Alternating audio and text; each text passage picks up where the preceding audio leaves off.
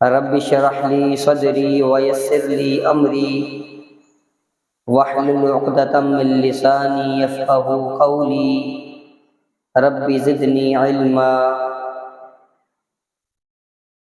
قال الله تبارك وتعالى في كلامه المجيد: أعوذ بالله السميع العليم من الشيطان الرجيم من همزه ونفخه ونفثه. يرفع الله الذين آمنوا منكم والذين أوتوا العلم درجات. وقال تعالى في مقام آخر: إنما يخشى الله من عباده العلماء. علم ایک لازوال دولت ہے، علم ایک بے مثال طاقت ہے. علم سے ہی انسان نے خدا کو پہچانا، علم سے ہی برا بھلا جانا. علم ہی سب ہنر سکھاتا ہے، علم ہی آدمی کو انسان بناتا ہے. علم ہی سے آدمی کی عزت ہے، علم ہی سے آدمی میں ہمت ہے. علم نے عقل کو جلا دی، نئی دنیا ہم کو دکھا دی. علم کی دھن جسے لگی نہیں، سچ تو یہ ہے وہ آدمی ہی نہیں. ہر قسم کی حمد و ثنا، بڑائی، کبریائی، تحمیدات و تمجیدات، تحلیلات و تکبیرات اللہ مالک الملک کے لیے، اور لاکھوں کروڑوں انگنت و لا تعداد بے حد و حساب درود و سلام جناب محمد رسول اللہ صلی اللہ علیہ وآلہ وسلم کی ذات اقدس پر.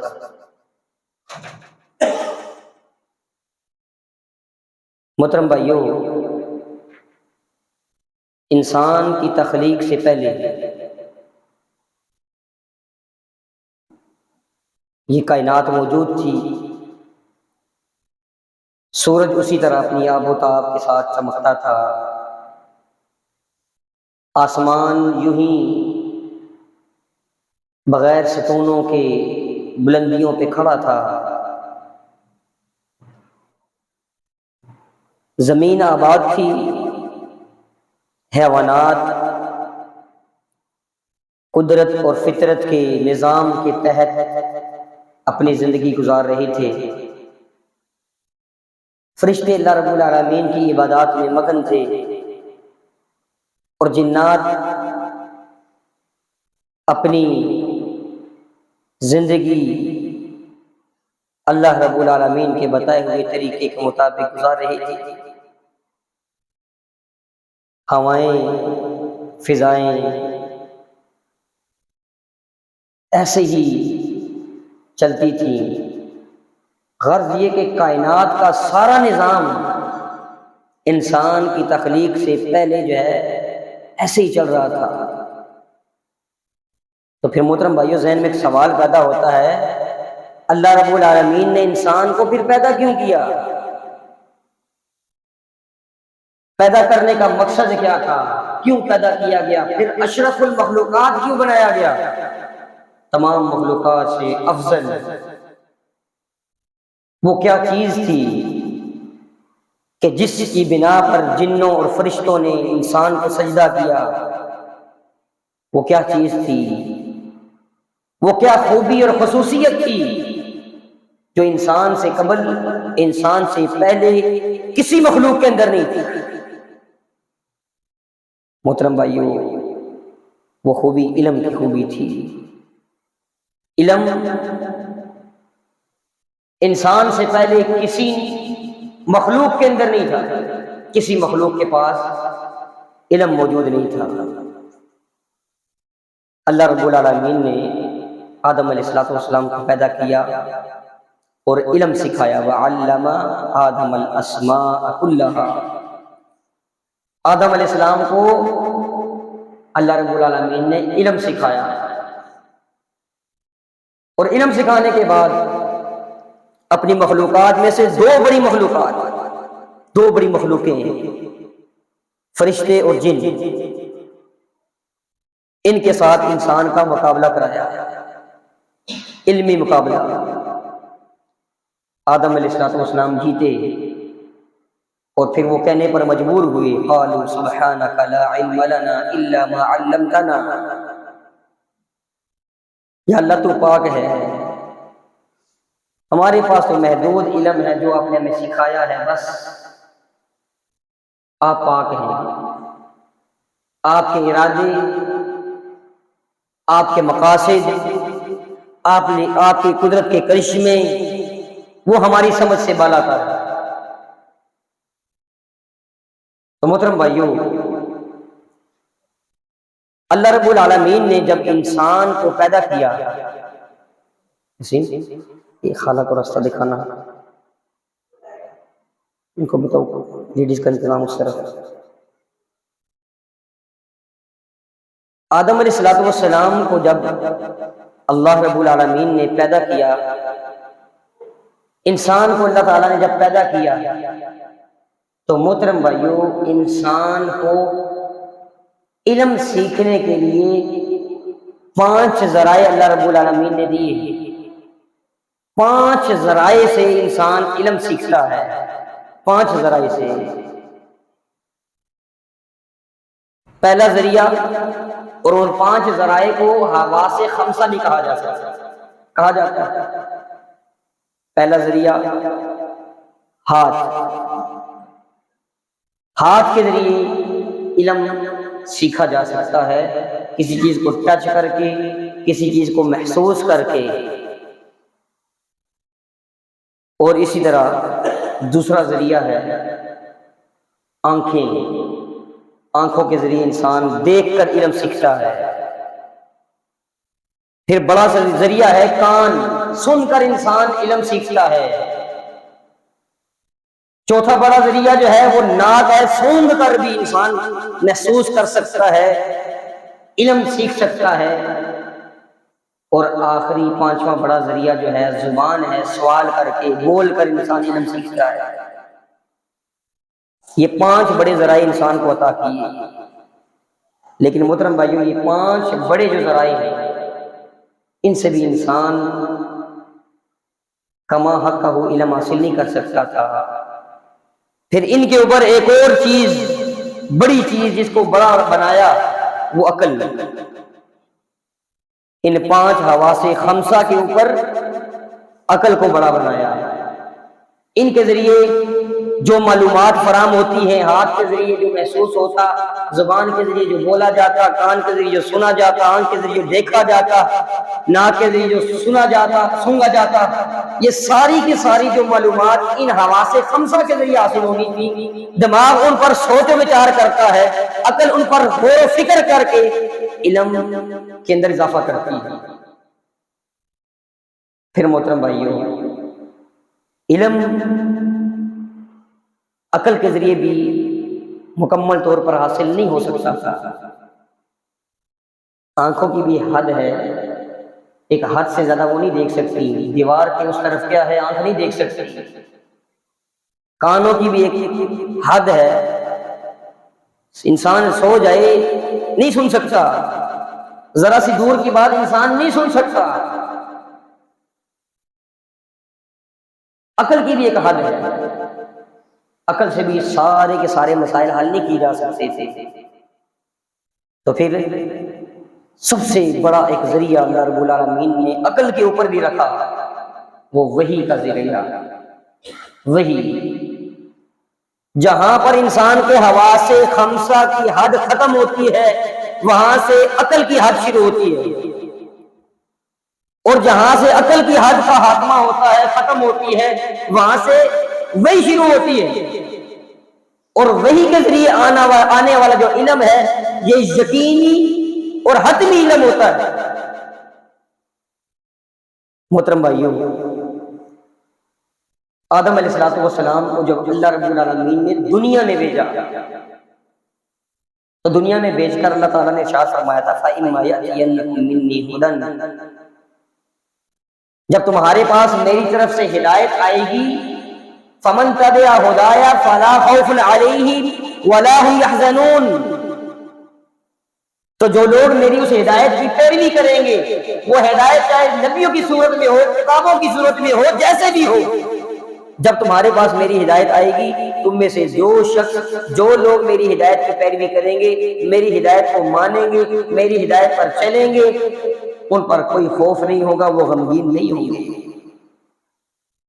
محترم بھائیوں، اللہ رب العالمین نے زمین پر بھیجنے سے پہلے ہی ہمیں بتا دیا کہ میں تمہاری ہدایت کے لیے ہدایت بھیجوں، کتابوں کی شکل میں، انبیاء کی شکل میں، رسولوں کی شکل میں ہدایت بھیجتا رہوں گا، میری ہدایت کی پیروی آپ نے کرنی ہے۔ تو محترم بھائیوں، یہ جو وحی کا علم ہے، یہ کہاں پر سکھایا جاتا ہے؟ یہ اسکولوں کے اندر، کالجز اور یونیورسٹیوں کے اندر نہیں سکھایا جاتا۔ وحی کا علم، شریعت کا علم جو ہے، یہ مدارس کے اندر سکھایا جاتا ہے، مدرسوں کے اندر۔ آج ہمارا سکولوں، یونیورسٹیز، کالجز، اس کا نظام دیکھ لے، کوئی ایسا محلہ نہیں، کوئی ایسی گلی نہیں جہاں پر سکول نہیں ہے۔ لوگوں کی بڑی جمع پونجی، لوگوں کی جو ہے وہ انکم کا ایک بڑا حصہ جو ہے وہ بچوں کی فیسیں بھرنے میں لگ جاتا ہے۔ یہ ہمارے بچے پڑھیں گے، اور پڑھائی کا مقصد کیا ہے؟ اس پڑھائی کا مقصد کیا ہوتا ہے؟ کوئی تربیت نہیں، کوئی اخلاقیات نہیں، کوئی معاملات نہیں۔ ایک مقصد ہوتا ہے کہ آج ہم اپنا اتنا خرچہ کر کے بچے کو پڑھا رہے ہیں، کل یہ اسی طرح جو ہے وہ اتنا ہی کما کر بھی دے گا، اس سے کئی گنا زیادہ ہمیں کما کر دے گا۔ تو اس تعلیم کا مقصد جو ہے قطعاً اخلاقیات، معاملات، تربیت نہیں ہے، اس کا مقصد پیسہ ہے۔ پڑھانے والوں کا مقصد بھی تجارت ہے، پڑھنے والوں کا مقصد بھی تجارت ہے، اور یہ خربوں کروڑوں روپے جو ہے وہ ہم سے لیتے ہیں یہ ادارے فیسوں کی شکلوں میں۔ تو محترم بھائیوں، اس کے بدلے میں یہ پیدا کیا کر رہے ہیں؟ یہ ہمارے معاشرے کے اندر جو ہے وہ کیا چیز جو ہے وہ بچوں کو کیا بنا کر بیچتے ہیں؟ یہ بچوں کو جو ہے وہ بکاری بنا کر بیچتے ہیں، یا کسی کا غلام بنا کر بیچتے ہیں۔ کیا کرنی ہے جی؟ ملازمت کرنی ہے جی، ملازم بنا کر بیچتے ہیں، غلامانہ ذہن، بکاری بنا کر۔ بکاری بھی محترم بھائی دور کی بات ہے، یہ ڈاکو بنا کر بیچتے ہیں، کروڑوں روپیہ لینے کے باوجود بھی۔ اور بکاری تو پھر بھی کسی سے دو چار پیسے مانگتا ہے، کوئی دے دے تو دعا دے کر چلا جاتا ہے، نہ دے پھر بھی اللہ بھلا کرے کہہ کر چلا جاتا ہے۔ یہاں سے پڑے ہوئے، یہاں سے نکلے ہوئے، جس کرسی پر بیٹھتے ہیں ڈاکہ مارنا شروع کر دیتے ہیں، لوٹ جھوٹ کرنا شروع کر دیتے ہیں۔ محترم بھائیوں، یہ ساری گیم جو ہے یہ تجارت اور پیسے کی گیم ہے، کوئی تعلیم، کوئی تربیت، کچھ نہیں۔ اور یاد رکھیے گا، سب سے بڑی بات کہ یہاں سے سکولوں، کالجوں، یونیورسٹیوں سے یہ دنیاوی علوم اور فنون سیکھ کر جو نکلتا ہے، اسے رشتہ داروں کے کیا حقوق ہیں کوئی پتہ نہیں ہوتا، والدین کے کیا حقوق ہیں کوئی پتہ نہیں ہوتا۔ والدین کی خدمت کرنے کے بجائے وہ الٹا جو ہے وہ بہانے تلاشتا ہے کہ کسی طرح جو ہے وہ ان سے جان کیسے چھڑائی جائے۔ پھر جو ہے وہ یہ جو ہمارا نظام تعلیم ہے، پھر یہ ان کو جو ہے وہ والدین سے بھاگنے کے ذرائع بھی میسر کرتا ہے۔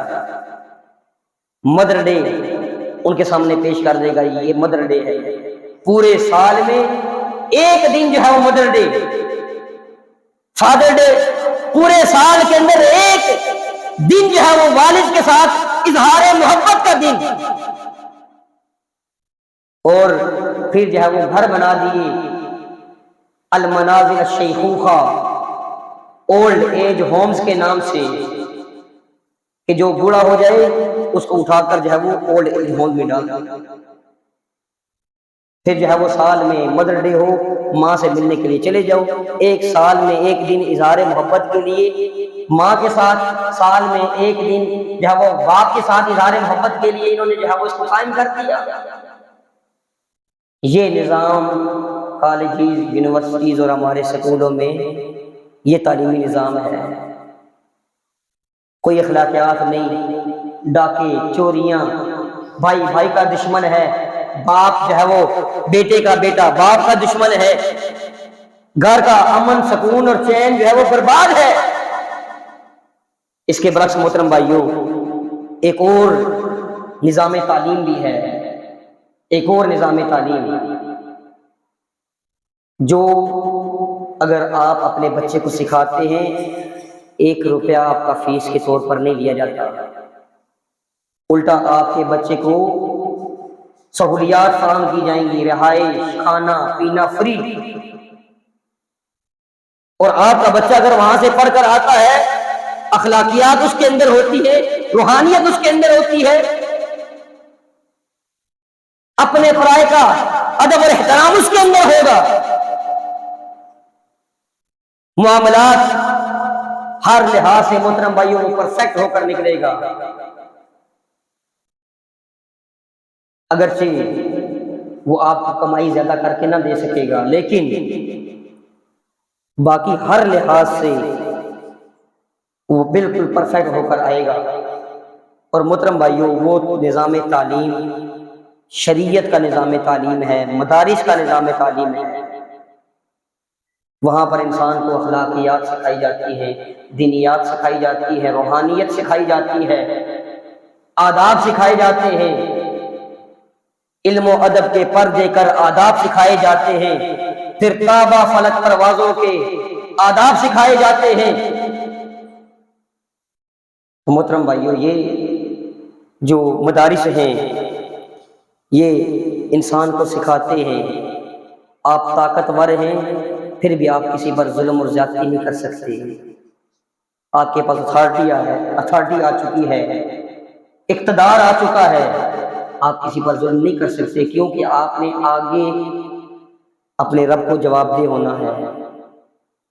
یہ علوم آپ کے بچے کو سکھاتے ہیں، آپ تنہائی میں ہیں پھر بھی آپ لمٹ کراس نہیں کر سکتے، حد سے تجاوز نہیں کر سکتے، جرم نہیں کر سکتے، اللہ کو دیکھ رہا ہے. تو محترم بھائیوں، یہ علوم جو ہیں، شریعت کے علوم جو ہیں، یہ بڑی فضیلت کے حامل ہیں. قرآن اور حدیث کے اندر ان کی بے پناہ فضیلت آئی ہے. یاد رکھیے گا، قرآن یا حدیث میں جہاں پر بھی علم کی فضیلت بیان ہوئی ہے اس سے مراد شریعت کا علم ہے، یہ دنیا کا علم نہیں ہے. یہ تو ہمارے بنائے ہوئے جو فنون ہیں، ان کو آپ فن کہہ سکتے ہیں، علم نہیں کہہ سکتے.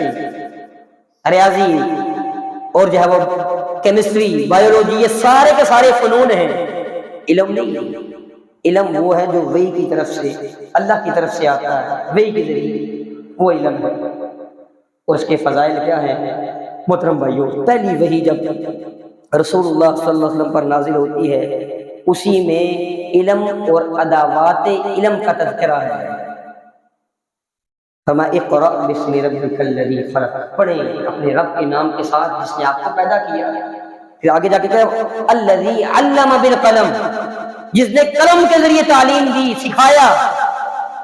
علم کا ذکر بھی کیا اور جس چیز کے ذریعے علم سیکھا جاتا ہے، قلم، دوات وغیرہ، اس کا بھی ذکر کیا. اور محترم بھائیوں، اللہ رب العالمین نے کبھی حضور علیہ الصلوۃ والسلام کو کسی چیز کے اضافے کی دعا کا حکم نہیں دیا کہ آپ دعا کریں آپ کے رزق میں اضافہ ہو جائے، آپ دعا کریں آپ کی جو ہے وہ صحت میں اضافہ ہو جائے، آپ کی اولاد میں اضافہ ہو جائے. نہیں، ایک چیز ہے علم، جس کے اضافے کا حکم رسول اللہ صلی اللہ علیہ وسلم کو بھی اللہ تعالیٰ نے دیا کہ آپ اس کے اضافے کی دعا کیا کریں. فقل رب زدنی علما، آپ کہا کریں، یہ دعا پڑھا کریں، ربی زدنی علما، اے میرے رب میرے علم میں اضافہ فرما. اور محترم بھائیوں، فَاعْلَمْ أَنَّهُ لَا إِلَهَ إِلَّا اللَّهُ، اللہ تعالیٰ کا بھی ارشاد ہے کہ علم حاصل کرو، لا الہ الا اللہ کا علم حاصل کرو، اسلام کا علم حاصل کرو، شریعت کا علم حاصل کرو۔ اور امام بخاری رحمہ اللہ ایک باب مانتے ہیں، العلم قبل القول والعمل، کچھ بھی کہنے سے پہلے، کچھ بھی کرنے سے پہلے اس کا علم ہونا ضروری ہے۔ کچھ کہنے سے پہلے آپ کو علم ہو کہ آپ اپنی زبان سے کیا بات نکال رہے ہیں، شرعی اعتبار سے اس کا علم آپ کے پاس ہونا چاہیے۔ کوئی بھی عمل کرنے سے پہلے، عمل آپ جو کرنے لگے ہیں، شرعی اعتبار سے آپ کے پاس علم ہونا چاہیے کہ آپ یہ عمل کس بنیاد پر کر رہے ہیں، آپ کے پاس دلیل کیا ہے قرآن و سنت۔ اور محترم بھائیو، یہ تعلیم اور تربیت کی وجہ سے ہی ایک کتا نجس جانور ہے، ناپاک جانور ہے۔ رسول اللہ صلی اللہ علیہ وسلم نے فرمایا کہ جب کسی برتن کے اندر کتا منہ مار دے، اس برتن کو 7 مرتبہ دھویا جائے گا۔ ایک مرتبہ، پہلی مرتبہ مٹی کے ساتھ دھو لے یا آخری مرتبہ مٹی کے ساتھ دھو لے، تب جا کر وہ برتن کتے کی جراثیم اور اس کی ناپاکی سے پاک ہوتا ہے۔ لیکن یہی کتا جب آپ اس کی تربیت کرتے ہیں، اس کو کچھ سکھاتے ہیں، جس کو ہم کہتے ہیں کہ تربیت یافتہ کتا یا پڑھا ہوا کتا، شکاری کتا، تو محترم بھائیو، وہ چھوٹی سی تعلیم جو آپ نے اس کتے کو دی ہے، یہ اس کتے کو باقی کتوں سے الگ کر دیتا ہے۔ اور پھر اس کا حکم یہ ہے کہ اگر آپ شکار کرتے ہیں، کسی جانور کو آپ نے تیر مارا ہے، گولی ماری ہے، وہ زخمی ہے، بھاگ رہا ہے، آپ کے کتے نے جا کر اس کو پکڑا، اپنے دانتوں میں، اپنے منہ میں اس کو لیا، اٹھا کر آپ کے پاس آیا، تو اس کا حکم یہ ہے کہ آپ اس کو کھا سکتے ہیں۔ ایک طرف ایک کتا ہے، منہ برتن میں لگ گیا، 7 مرتبہ دھوئیں گے، 1 مرتبہ مٹی کے ساتھ دھوئیں گے، تب جا کر وہ برتن پاک ہوگا۔ اور دوسری طرف وہ کتا ہے جس کو آپ نے چند چیزیں سکھا دی، علم سکھا دیا، اور اس علم کی برکت کی وجہ سے اس کتے کا جوٹا آپ کے لیے حلال کر دیا۔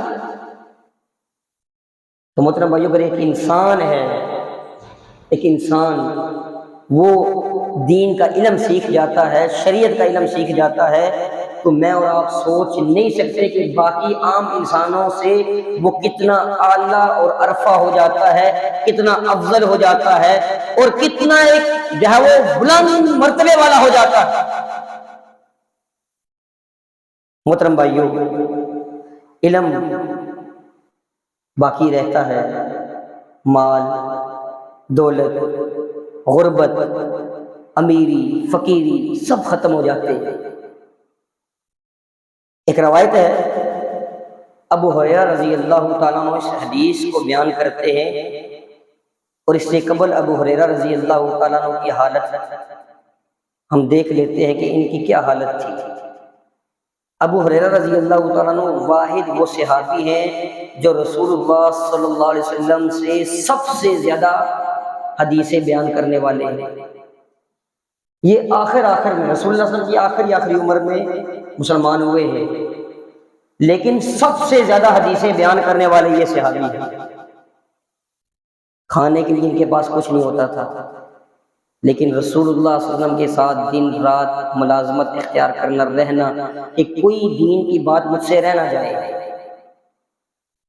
کھانے پینے کی کوئی پرواہ نہیں، بھوک کی وجہ سے بسا اوقات نڈال ہو جاتے تھے، بوش ہو جاتے تھے، گر جاتے تھے، لوگ ان کی جو ہے وہ گردن کے اوپر پاؤں رکھتے، چیک کرتے مر تو نہیں گیا، چلے جاتے ہیں۔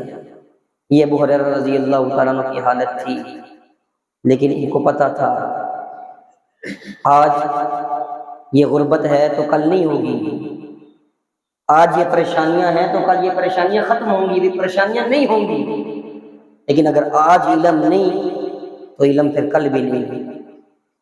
تو محترم بھائیو، ابو ہریرہ رضی اللہ تعالیٰ عنہ علم سیکھتے رہے، اور آخر کار ان کی غربتیں ختم ہوئیں، اور خلفائے راشدین کے زمانے کے اندر گورنر، کسی علاقے کے گورنر بنے رہے۔ محترم بھائیو، یہ ابو ہریرہ رضی اللہ تعالیٰ عنہ فرماتے ہیں، نبی اکرم صلی اللہ علیہ وسلم نے فرمایا، جب انسان مر جاتا ہے تو اس کا دنیا کے ساتھ تعلق ختم ہو جاتا ہے، اجر و ثواب ختم۔ بے شک آپ اس کو قرآن بخشواتے رہیں، جو مرضی کرواتے رہیں، اس کو اجر ملنے والا نہیں۔ یہ 3 طریقے ہیں جن طریقوں سے اس کو اجر ملے گا۔ ان میں سے ایک طریقہ او علم ينتفع به، وہ ایسا علم چھوڑ جاتا ہے دنیا کے اندر لوگ جس سے فائدہ اٹھاتے ہیں۔ اس نے کوئی کتاب لکھ لی، جب تک لوگ اس کو پڑھتے رہیں گے، اس کے مطابق عمل کرتے رہیں گے، اس کو اجر و ثواب ملتا رہے گا۔ اس نے کوئی ریکارڈنگ جو ہے وہ بیان ریکارڈ کر کے جو ہے وہ یوٹیوب پر، سوشل میڈیا پر چھوڑ دیا، جب تک لوگ سنتے رہیں گے، عمل کرتے رہیں گے، وہ علم موجود ہے، اس کے نامہ اعمال میں نیکیاں جاتی رہیں گی۔ کسی کو کوئی دین کی بات سکھا دی، جب تک وہ اس کے اوپر عمل کرتا رہے گا، برابر کا اجر و ثواب سکھانے والے کو ملتا رہے گا۔ فرمایا سب چیزیں ختم ہو جاتی ہیں، دولت، پیسہ، شہرت سب ختم ہو جاتا ہے، علم باقی رہ جاتا ہے۔ انسان مر جاتا ہے، علم باقی رہ جاتا ہے۔ اور محترم بھائیوں، علم جو ہے یہ عبادت سے بھی افضل ہے۔ فضل العالم علی العابد کفضلی علی ادناکم، حضور فرماتے ہیں کہ ایک عابد انسان بہت زیادہ عبادت گزار، اس پر ایک عالم کی فضیلت ایسے ہے جیسے میرے صحابہ، میری فضیلت تم میں سے ایک ادنا آدمی کے اوپر ہے، ایسے ایک عالم کی فضیلت عابد کے اوپر ہے۔ اور محترم بھائیو، ابو ہریرہ رضی اللہ تعالیٰ عنہ فرمایا کرتے تھے کہ لَأَنْ أَجْلِسَ سَاعَةً، میں رات کی ایک گھڑی بیٹھ کر علم سیکھوں یا سکھاؤں، یہ بات مجھے اس سے کہیں زیادہ پسند ہے کہ میں ساری رات کھڑے ہو کر اللہ کی عبادت کروں، ساری رات جا کر اللہ کی عبادت کروں۔ اس سے یہ بات مجھے کہیں زیادہ پسند ہے کہ صرف چند گھڑیاں میں دین کی بات سیکھ لوں یا کسی کو سکھا دوں۔ تو محترم بھائیو، یہ بڑی فضیلت کا حامل ہے یہ علم۔ اور انسان کو کھانے پینے کی اتنی ضرورت نہیں ہوتی محترم بھائیو، جتنی ضرورت انسان کو علم کی ہوتی ہے۔ امام احمد بن حنبل رحمہ اللہ فرماتے ہیں الناس الى العلم احوج منهم الى الطعام والشراب، فرمایا کہ لوگوں کو کھانے پینے کی اتنی ضرورت نہیں ہے جتنی ضرورت لوگوں کو علم کی ہے۔ فرمایا کھانے پینے کی ضرورت ایک انسان کو دن میں 1 مرتبہ یا 2 مرتبہ ہو سکتی ہے، علم کی ضرورت بعدد انفاس ہی، ہر سانس پر انسان کو علم کی ضرورت پڑتی ہے۔ ہمارا سارے کا سارا جو ہے وہ سوچ بچار وہ کھانے پینے کی، ہمارا جو ہے وہ نگاہوں کا مرکز وہ کھانا پینا، پھر کھانے پینے کی اشیاء، رہن سہن کی اشیاء، سہولیات۔ ہم مادی جو ہے وہ طور پر محترم بھائیوں حیوان بن چکے ہیں، مادی حیوان بن چکے ہیں، مادہ پرست بن چکے ہیں۔ حالانکہ محترم بھائیوں علم جو ہے یہ مادہ پرستی نہیں سکھاتا۔ کھانا پینا انسان کو دن میں 2 مرتبہ، زیادہ سے زیادہ 3 مرتبہ انسان کو ضرورت پڑ سکتی ہے، اس سے زیادہ نہیں۔ لیکن علم ایسی چیز ہے ہر سانس پر، ہر قدم پر، ہر موڑ پر، ہر لمحے آپ کو علم کی ضرورت پڑے گی۔ اور محترم بھائیوں علم آج کے دور میں تو انتہائی ضروری ہو چکا ہے، دین کا علم، شریعت کا علم، اور وہ اس لیے ضروری ہو چکا ہے، صحیح بخاری کی روایت ہے، رسول اللہ صلی اللہ علیہ وسلم نے فرمایا تھا ان من اشراط الساعۃ ان یرفع العلم ویذکر الجہل، فرمایا کہ قیامت کے قریب ایسا ہوگا علم اٹھا لیا جائے گا، جہالت عام ہو جائے گی۔ اور ایک روایت میں رسول اللہ صلی اللہ علیہ وسلم فرماتے ہیں کہ علم ایسے نہیں اٹھایا جائے گا کہ لوگوں کے سینوں سے علم اٹھا لے گا، نہیں، علماء کو اللہ رب العالمین فوت کر دیں گے، علماء کو فوت کریں گے، علم خود ختم ہو جائے گا، مٹ جائے گا۔ اور محترم بھائیو اس زمانے میں کوئی سال کے اندر ہی دیکھ لیں کتنے بڑے بڑے علماء جو ہے وہ اس دنیا سے گزر چکے ہیں، علماء تیزی کے ساتھ فوت ہو رہے ہیں۔ اس لیے آج کے اس دور میں یہ علم سیکھنا انتہائی ضروری ہو چکا ہے، شریعت کا علم انتہائی ضروری ہو چکا ہے۔ اور سنن ابن ماجہ کی روایت کے مطابق حذیفہ بن یمان رضی اللہ تعالیٰ عنہ فرماتے ہیں رسول اللہ صلی اللہ علیہ وسلم نے فرمایا قیامت کے قریب اسلام ایسے پرانا ہو جائے گا جیسے جو پھول یا کڑھائی والے جو کپڑوں کے اوپر کڑھائی پرانی ہو جاتی ہے، ایسے جو ہے اسلام پرانا ہو جائے گا۔ اور فرمایا کہ لوگ بھول جائیں گے روزہ کیا ہے، نماز کیا ہے، قربانی کیا ہے، صدقہ کیا ہے، لوگوں کو پتہ ہی نہیں ہوگا۔ اور فرمایا کہ قرآن مجید جو ہے وہ لوگوں کے سینوں سے اٹھا لیا جائے گا، ایک آیت بھی دنیا کے اندر، اس کائنات کے اندر ایک آیت بھی باقی نہیں رہے گی۔ اور محترم بھائیوں پھر فرمایا کہ لوگوں میں سے چند بس بوڑھے اور بوڑھیاں رہ جائیں گے، بوڑھے لوگ اور بوڑھی عورتیں رہ جائیں گی، اور وہ کیا کہیں گی؟ وہ کہیں گی ادرکنا آباءنا علی هذه الکلمہ لا الہ الا اللہ، ہم نے اپنے باپ دادا کو بس لا الہ الا اللہ پڑھتے ہوئے سنا تھا، تو ہم بھی بس یہ لا الہ الا اللہ پڑھتے ہیں، اس کے علاوہ ہمیں کچھ پتہ نہیں۔ محترم بھائیوں، آج یہ چیز رسول اللہ صلی اللہ علیہ وسلم کی یہ بتایا ہوا یہ فرمان، یہ ان کی ہوئی ایک ہمارے لیے کہنے کی نصیحت، یہ پوری ہو چکی ہے، یہ آج ہو بہو پوری ہو چکی ہے۔ آج اللہ گواہ ہے، میں ایف اے کا امتحان دے رہا تھا اسلامیہ 4 کے اندر راجہ بازار کے قریب لیاقت ایف اے کا امتحان دے رہا تھا۔ ایف اے کے پیپر میں اتنا آسان سوال آیا، اسلامیات کا پیپر تھا، آسان سوال، ایزی سوال کہ اسلام کے ارکان ہیں، آگے آپشن تھے 4 5 7 8، 7 والا لڑکا مجھ سے پوچھتا ہے جی آفس صاحب یہ کتنے ارکان ہیں اسلام کے؟ اتنا کسی کو پتہ نہیں کہ اسلام کے ارکان کتنے ہیں۔ محترم بھائیوں، صرف جدی کشتی ہم مسلمان ہیں۔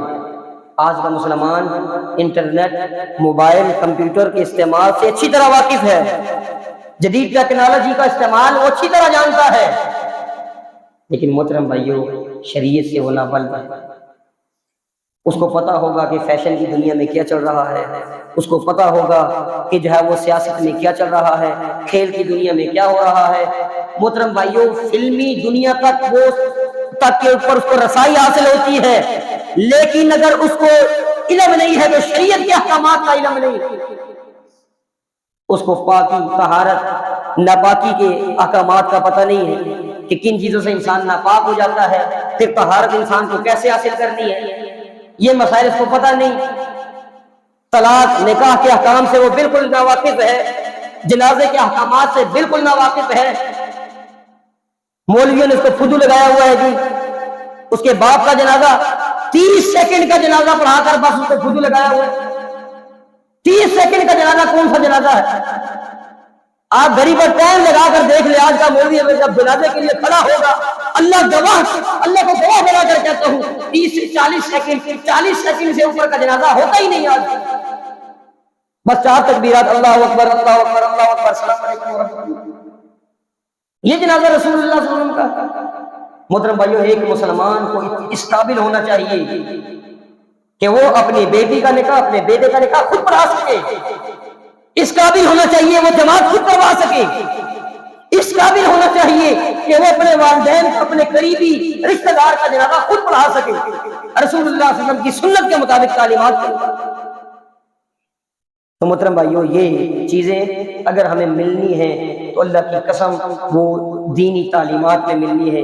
آج شوال کے فوراً بعد مدارس کے اندر جو ہے وہ عموماً داخلے کھل جاتے ہیں۔ آپ بھائیوں سے گزارش ہے اپنے بچوں کو دینی تعلیمات سکھائیں، مدارس میں کو داخل کروائیں۔ اللہ کی قسم یہ اسکولوں، کالجوں، یونیورسٹیوں میں آپ لاکھوں روپے لٹا دیں گے، لیکن آپ کا بچہ انسان بن کے وہاں سے باہر نہیں نکلے گا، اس کو اخلاقیات کا، معاملات کا، کسی کی قدر و قیمت کا، آداب کا کوئی لحاظ نہیں ہوگا۔ لیکن اگر آپ کا بچہ عالم دین بن کے نکل آیا، مدارس سے عالم بن کر باہر آیا، تو محترم بھائیوں وہ آپ کی قدر و قیمت کو، آپ کی ویلیو کو جانتا ہوگا، پہچانتا ہوگا، ہر ایک سے کس سے بات کیسے کرنی ہے، اپنے سے پرانے سے، اپنے سے پرائے سے معاملات کس طرح کرنے ہیں، وہ ہر چیز جانتا ہوگا، اور محترم بھائیوں وہ آپ کو کبھی ذلیل اور رسوا نہیں کرے گا۔ سب سے بڑی بات محترم بھائیو، آپ دنیا سے چلے جائیں گے، آپ کے لیے دعائیں خیر کرے گا، آپ کو دعا میں یاد رکھے گا، اور وہ دنیا دار، وہ آپ کا بیٹا بنایا ہوا ڈاکٹر انجینئر، وہ آپ کے مرنے کے بعد آپ کے لیے ہاتھ اٹھا کر دعا بھی نہیں کرے گا، وہ کیا پتا آپ کو یاد کرے یا نہ کرے۔ لیکن محترم بھائیو، یہ آپ کا بنایا ہوا بیٹا، پڑھایا ہوا بیٹا، دین کی تعلیم سکھایا ہوا بیٹا، یہ جب جب محترم بھائیو کم از کم نماز پڑھے گا، پڑھائے گا، ربنا اغفر لی ولوالدی، یہی آپ کے لیے مغفرت کی دعا، یا اللہ مجھے بخش دے، میرے والدین کو بخش دے، میری مغفرت فرما، میرے والدین کی مغفرت فرما، نہ چاہتے ہوئے بھی وہ آپ کے لیے دعا کرے گا۔ تو اس لیے محترم بھائیو، بچوں کو، بچیوں کو دین کی تعلیم کے لیے مدارس کے داخلے اوپن ہیں، وہاں رابطہ کر کے بچوں کو داخل کروائیں، دین کی تعلیمات سے آراستہ کروائیں، اور جو بڑے ہوں یا بچے ہوں یا مرد ہوں یا عورتیں ہوں جو مدرسے میں جا کر دین کی تعلیم حاصل نہیں کر سکتے، ان کے لیے شریعت نے ایک بہترین موقع جو چھوڑا ہوا ہے وہ جمعے کے خطبے کا موقع ہوتا ہے۔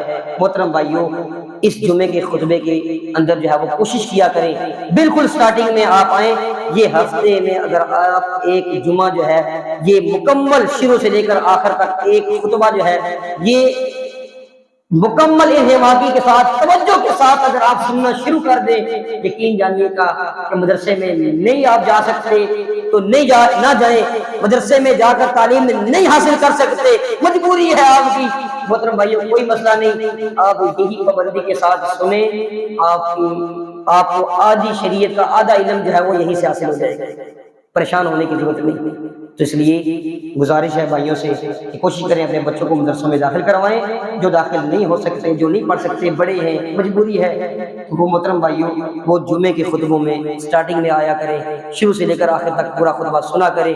اور عورتوں کے لیے بھی یہ ہے کہ ہماری یہ 7 والا جو کمرہ ہے اس میں عورتوں کی جمعے کے لیے جگہ بنائی گئی ہے، پہلے بھی 2 مرتبہ اعلان ہو چکا ہے، تو تمام بھائیوں سے گزارش ہے کہ اپنے گھروں کی عورتوں کو جو ہے جمعہ پڑھنے کے لیے مسجد میں بھیجا کریں۔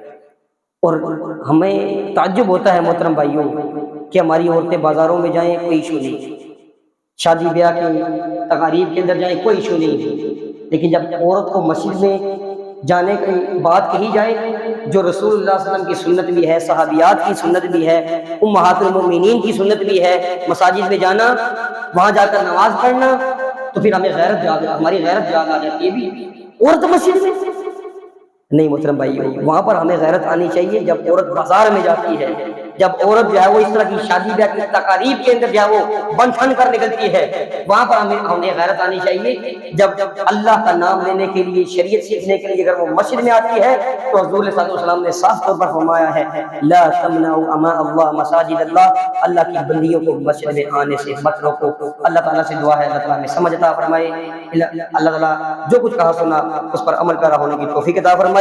وآخر دعوانا ان الحمد للہ رب العالمین۔